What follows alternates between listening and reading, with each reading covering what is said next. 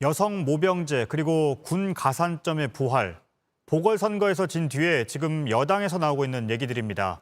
선거에서 20대 남성들이 등을 돌린 걸로 나타나자 이른바 이대남의 마음을 잡아보겠다는 걸로 읽힙니다.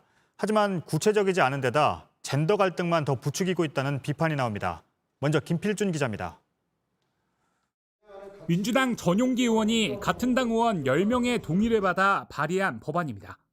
공무원 승진 시 군복무 가산점을 주는 내용입니다. 민주당에선 한 발 더 나아가 채용 때부터 혜택을 줘야 한다는 얘기도 나옵니다. 이 제안을 한 김남국 의원은 여경들만 특혜를 받는 걸 바로잡겠다고도 했습니다.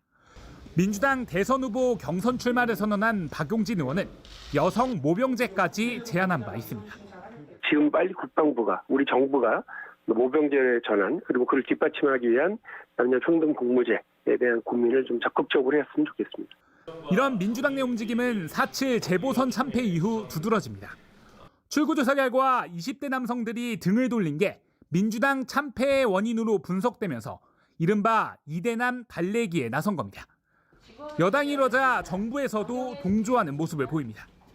남녀 간의 갈등과 관련된 상황은 상황이 사실은 변동되어 있는 상태이기 때문에 이 문제는 조금 더 면밀한 검토가 좀 필요한 상황인 것 같습니다. 하지만 채용 시 군 가산점제는 헌법재판소가 헌법에 위배된다고 판단한 제도입니다. 0.1%라도 주는 거는 평등원칙 위반된다고 봤기 때문에 만약에 국회가 위헌으로 결정날 소지가 상당히 강합니다. 모병제에 대해선 국방부가 난색을 표합니다. 국회 국방위원 소속 한 의원은 JTBC에 중구난방으로 쏟아지는 모병제 등 아이디어 때문에 국방부가 곤란해하고 있다고 전했습니다.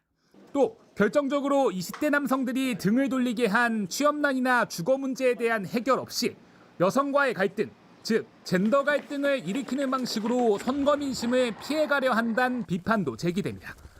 이런 비판이 커지자 당 내에서도 자제론이 나왔습니다. 남녀 간의 차별이나 갈등의 문제 또는 젠더의 문제로 바라보고 성급히 해결하려고 할 것이 아니라 사회적 합의를 거쳐.